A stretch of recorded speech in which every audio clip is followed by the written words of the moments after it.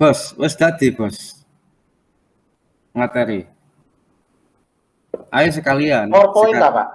Ya terserah ya, sekalian sekarang direkam. Oh, ono. Iya langsung kita rekam sudah. Flash disk boleh sih. Gantian. Tak kirim nang Bu Linda tak? Ya gak apa-apa sih. Belinda berarti operator. Jadi Belinda operator, aku admin, sampean konsumsi, Pak.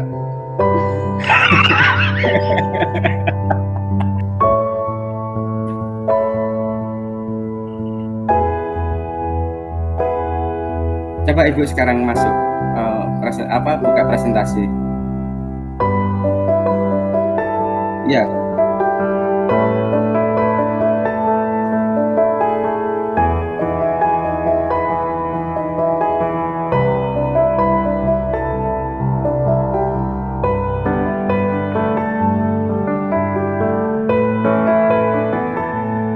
Nah, ini sudah. Belinda nggak kelihatan ya di layar. Hanya PowerPoint yang kelihatan ya. Iya. Enggak, Bu Belinda nggak kelihatan. Oh, kelihatan. Ya udah,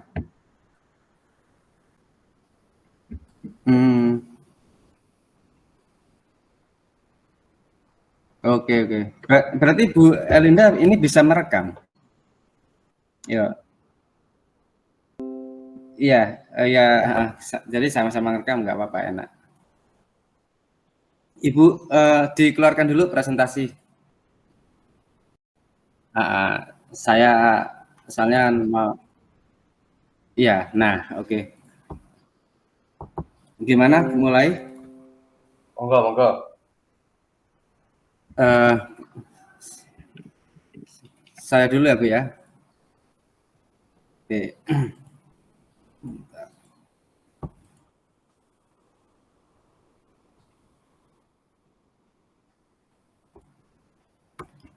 Ini saya sudah merekam Bu ya. Di sini kok nggak ada tulisan record gitu ya?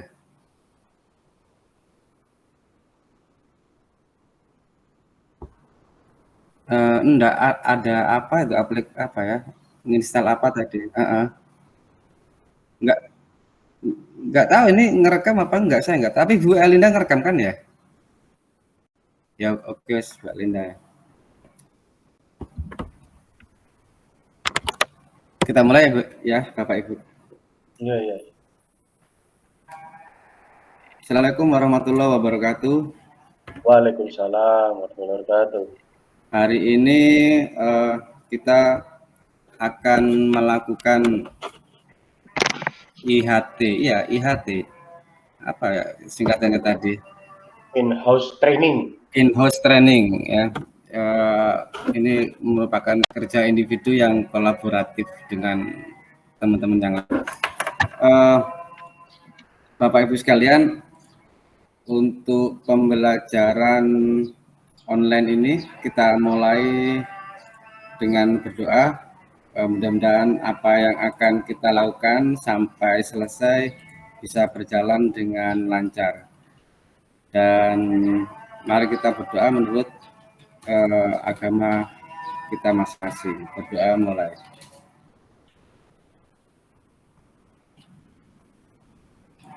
Selesai. Terima kasih Bapak Ibu. Ibu Elinda, Pak Yoga, terima kasih banyak atas bantuannya sudah masuk Gimit. Ya, saya orang pertama dalam grup yang melakukan istilahnya apa ini ya, IHT tadi itu, dan ada dua anggota kita, Bu Evi dan Pak Angga yang mungkin belum bisa gabung karena mungkin ada keperluan. Nah, sebelum saya memberikan materi, alangkah baiknya sesuai dengan kurikulum yang baru yang menanamkan karakter Pancasila, kita menyanyikan lagu Indonesia Raya bersama-sama. Nah, akan dipandu oleh video yang sudah saya siapkan sebentar gitu.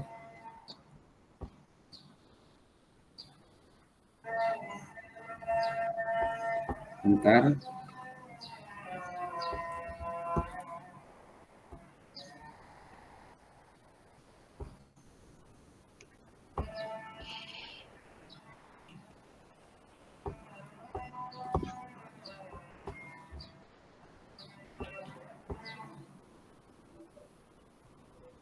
Mana ya? Kok nggak ada ya?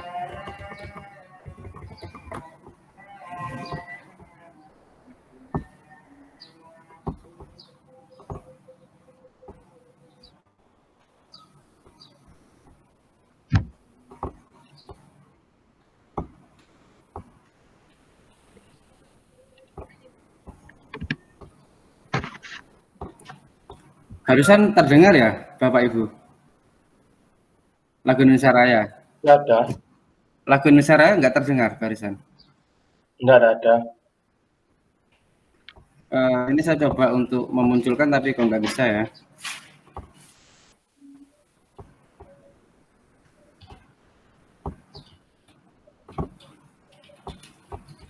Oke, mungkin kita skip ya. Kita nyanyikan nanti di rumah saja. Nggak bisa nih. Saya mau ngambil dari YouTube, nggak sempat download, nggak bisa. Ya sudah. Saya yakin meskipun nggak nyanyi, tapi jiwanya tetap Pancasila. Iya. Pancasila. Keliru pancak benuang. Untuk hari ini materi yang akan saya sampaikan itu mengenai alur-alur tujuan pembelajaran. Nanti saya dibantu oleh Bu Elinda sebagai operator yang mengoperasikan PowerPoint saya. Dan nanti minta bantu Bu Elinda, nanti akan saya jelaskan dengan panduan PowerPoint. Monggo Bu Elinda, saya dibantu untuk membuka PowerPoint-nya.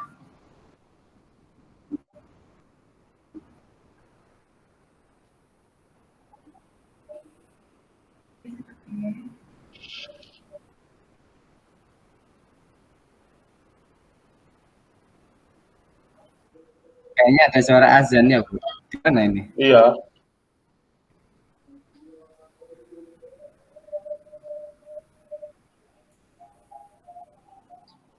Gimana? Apa mau langsung dilanjut? Atau nunggu azan? Ini hubungannya apakah kalau di mute itu suara saya terdengar atau suara azannya ikut masuk atau gimana? Lanjut. Enggak apa-apa ya? Lanjut. Bisa. Lanjut guys. Oke. Terima kasih Pak Yoga, Bu Elinda. Di sini saya akan menyampaikan sebuah materi, yaitu berkenaan dengan alur tujuan pembelajaran dalam in-house training ini. Ada beberapa hal nanti yang akan saya jelaskan, dan itu secara garis besar, jadi mudah-mudahan bisa dipahami dalam waktu yang singkat ini.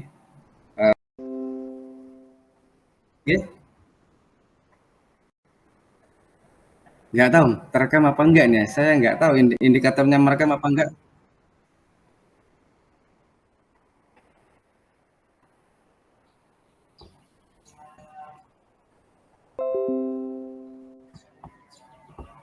Saya nggak tahu ya gimana ini ya, apakah terekam atau enggak, itu enggak, kurang tahu saya.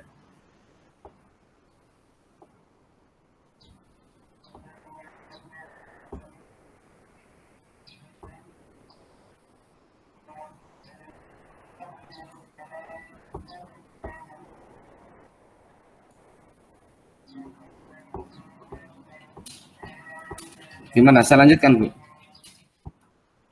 Baik, saya lanjutkan.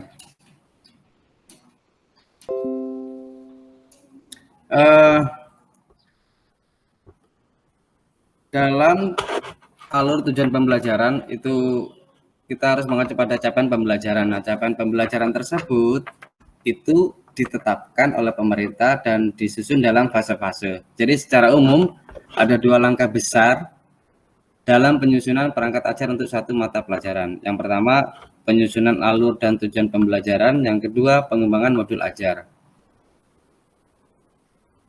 Nah, sekarang saya jelaskan satu persatu, mulai dari penyusunan alur dan tujuan pembelajaran. Alur pembelajaran itu adalah rangkaian tujuan pembelajaran yang disusun secara logis menurut urutan pembelajaran sejak awal hingga akhir suatu fase. Jadi alur ini disusun secara linear sebagaimana urutan kegiatan pembelajaran yang dilakukan dari hari ke hari. Nah, berikutnya mengenai pengembangan modul ajar. Itu seperti RPP, namun dilengkapi dengan berbagai materi pembelajaran, lembar aktivitas siswa, dan asesmen untuk mengecek apakah tujuan pembelajaran dicapai siswa. Perangkat ajar diharapkan membantu guru mengajar menggunakan metode terdiferensiasi. Jadi itu pengertian atau penjelasan mengenai penyusunan alur dan tujuan pembelajaran serta pengembangan modul ajar. Karena dua hal ini nanti dalam satu kesatuan dalam sebuah form di mana nanti itu yang akan dipersiapkan oleh peserta didik untuk merancang alur pembelajaran. Berikutnya, Ibu. Sekarang konsep alur pembelajaran. Kita mulai mendalami pengertian capaian pembelajaran dulu ya. Maksudnya bagaimana sih capaian pembelajaran itu? Jadi capaian pembelajaran itu adalah kompetensi yang diharapkan dapat dicapai oleh siswa di akhir fase. Jadi ada beberapa fase. Nah, capaian pembelajaran itu yang harus dicapai dalam fase yang terakhir. Ada 6 fase, mulai dari fase A sampai F, itu mulai dari tingkat SD kelas 1 sampai tingkat SMA atau SMK kelas 12. Jadi tahapan tersebut berdasarkan jenjang pendidikan ya, dari dasar sampai menengah, dan bisa dilihat di sana pembagian fasenya, mulai fase A itu kelas 1 sampai kelas 2, fase B kelas 3 sampai kelas 4, fase C kelas 5 sampai kelas 6, fase D kelas 7 sampai kelas 9, fase E kelas 10, dan fase F kelas 11 sampai 12. Itu sesuai dengan perkembangan dan kemampuan belajar anak. Jadi sudah terukur materi yang akan diberikan atau capaian pembelajaran yang akan dicapai berdasarkan fase. Seperti itu. Nah, sekarang alur pembelajaran. Alur pembelajaran itu merupakan rangkaian tujuan pembelajaran yang tersusun secara sistematis dan logis di dalam fase secara utuh dan menurut urutan pembelajaran sejak awal hingga akhir suatu fase. Alur ini disusun secara linear sebagaimana urutan kegiatan pembelajaran yang dilakukan dari hari ke hari untuk mengukur capaian pembelajaran. Jadi alur pembelajaran itu suatu susunan yang sistematis dan logis dari fase ke fase, dan itu disusun secara linear. Jadi memang alur itu harus disusun secara fase per fase dan linear untuk mencapai capaian pembelajaran. Berikutnya, Ibu. Nah, di sini ada catatan penting ya. Alur pembelajaran itu disusun untuk menjadi rangkaian tujuan pembelajaran sejak awal hingga akhir setiap fase dari satu capaian pembelajaran. Itu yang pertama. Yang kedua, alur pembelajaran ini menjadi panduan guru dan siswa untuk mencapai capaian pembelajaran di akhir fase tersebut. Dan tujuan pembelajaran disusun secara kronologis berdasarkan urutan pembelajaran dari waktu ke waktu.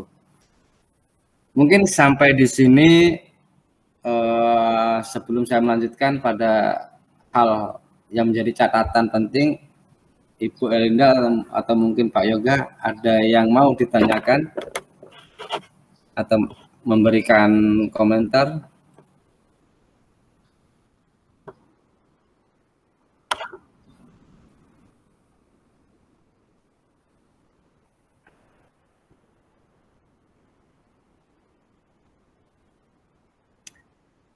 Ya, alurnya itu misalnya kan disusun berdasarkan fase-fase ya. Jadi ada domainnya dulu itu. Jadi memberikan domain apa yang akan di apa namanya, yang akan diberikan. Terus setelah itu ada materi materi apa yang akan disampaikan, eh, sampai capaian kompetensinya, terus penyusunan modul dan jam pelajaran. Jadi alur pembelajaran ini semacam apa ya, seperti ringkasan, mungkin seperti itu kalau Ibu tahu silabus lah. Iya, sebelum masuk ke RPP, jadi silabusnya dulu seperti itu. Sepemahaman saya seperti itu. Pak Yoga,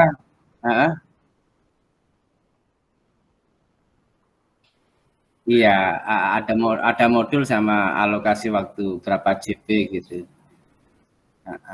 Ya, Pak Yoga nggak usah tanya ini, biar nggak lama. Pak Yoga itu telepon siapa itu? Oh, ini.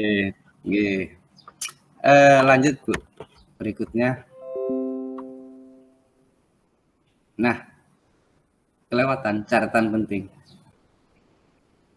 Ya, jadi ada catatan penting yang Bapak Ibu harus perhatikan dalam alur tujuan pembelajaran. Jadi nanti kita ya sebagai guru berhak untuk menyusun alur pembelajaran masing-masing. Jadi kita diberi kebebasan, diberi istilahnya kemerdekaan, menyusun alur pembelajaran masing-masing yang terdiri dari rangkaian tujuan pembelajaran. Jadi menyesuaikan kebutuhan peserta didik di lingkungan sekolah kita masing-masing. Jadi kita bisa menyusun sesuai kebutuhan karena kita yang lebih tahu bagaimana peserta didik kita, seperti itu. Dan catatan yang kedua, pemerintah itu menyediakan beberapa set alur untuk digunakan sebagai contoh. Jadi kita diberi contoh sebenarnya. Alurnya itu kita diberi contoh dari pemerintah untuk dalam pengembangan kurikulum yang siap digunakan satuan pendidikan dan panduan untuk menyusun perangkat ajar. Jadi meskipun kita dibebaskan, kita diberi contoh dan contoh itu menjadi acuan kita untuk membuat atau menyusun alur pembelajaran masing-masing di setiap satuan pendidikan di lingkungan sekolah Bapak Ibu. Lanjut Bu. Nah, iya, jadi jawaban Ibu, pertanyaan Ibu sudah saya siapkan jawabannya sebenarnya, iya. Jadi mungkin saya bisa membaca pikiran Ibu jauh sebelumnya, Ibu. Makanya saya kasih jawabannya. Ya, intermezzo Bu ya, biar nggak tegang. Nah, yang mungkin Ibu Elinda tadi pertanyakan, mungkin ini cocok sebagai jawaban jadi contoh alur tujuan pembelajaran. Jadi ada beberapa item Ibu, ada domain ya, saya yakin Bu Elinda itu untuk B1 itu sebenarnya kode hilang Bu, gelap.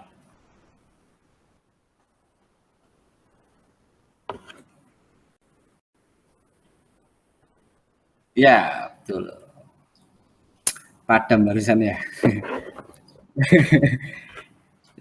Di sini ada itu Bu, contoh bagaimana menuliskan tujuan pembelajaran yang dari tadi tahap bertahap itu sampai tercapainya capaian pembelajaran. Jadi saya hanya memberikan beberapa contoh saja yang meliputi 3 komponen tadi. Apa Bu Linda masih ingat? Kompetensi, konten dan variasi. Jadi 3 hal itu harus ada dalam tujuan pembelajaran Ibu. Misalnya ini, siswa mampu menyatakan bilangan berpangkat bulat positif sebagai perkalian bilangan bulat berulang. Nah, kalau ada kata bulat saya ingat Pak Yoga. Nah, sekarang Pak Pak Yoga. Pak Yoga bisa di apa? Bisa dijelaskan dalam penulisan tujuan pembelajaran ini yang mana Apa tadi Bu Elinda? Kompetensi, yang mana konten, yang mana variasi. Saya yakin Pak Yoga bisa ini.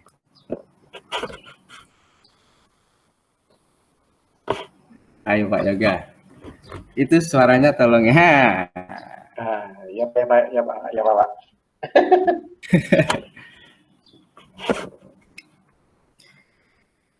Siswa mampu menyatakan bilangan berpangkat bulat positif sebagai perkalian bilangan bulat berulang.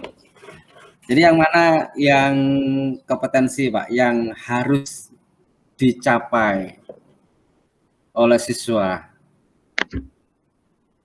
Dari ketiga itu Pak, B1, B2, B3 itu Pak? Bukan. B1 ini kan ada satu kalimat ya.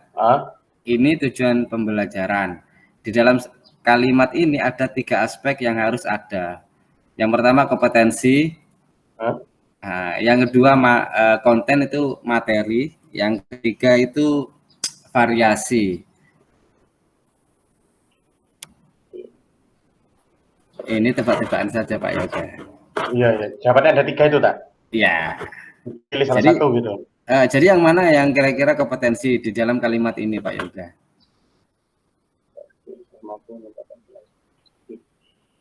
Yang mana yang konten atau materinya?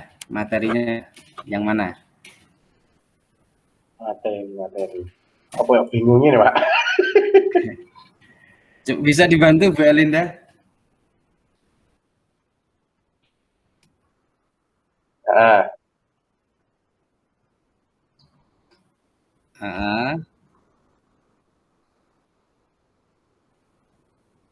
Salah.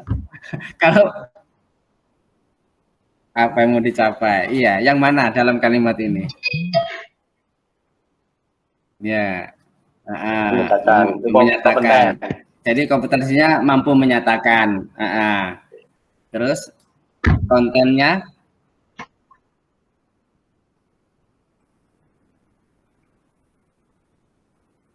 Ya.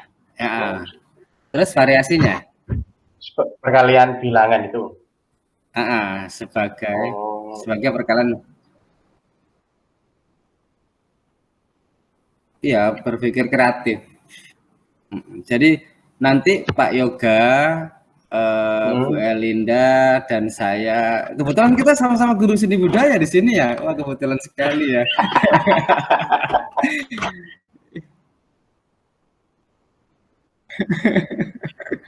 Loh, iya, kan ada Bu Lilis sempat keluar terus. Iya. Jadi nanti dalam penulisan tujuan pembelajaran harus ada 3 aspek itu. Ya, seperti inilah contohnya. Lanjut Bu Elinda. Nah, terima kasih. Alhamdulillah lega rasanya. Ya, jadi cukup ya, karena waktunya terbatas. Jadi untuk hari ini materi yang saya sampaikan sudah selesai dan mudah-mudahan ya sedikit banyak bisa dipahami, dan mohon maaf jika dalam penjelasan saya kurang lancar atau mungkin kurang bisa dipahami. Dan saya ucapkan terima kasih Ibu Elinda Rukmana dan Bapak Yoga Pramudia Susanto telah membantu saya untuk menyelesaikan tugas IHT ini ya. Dan setelah ini sambung Ibu Elinda yang akan memberikan materi, setelah itu Pak Yoga. Jadi kita langsung saja secara bergantian. Terima kasih, saya ucapkan banyak terima kasih. Saya akhiri, wassalamualaikum warahmatullahi wabarakatuh. Waalaikumsalam warahmatullahi wabarakatuh. Direkam ya Bu?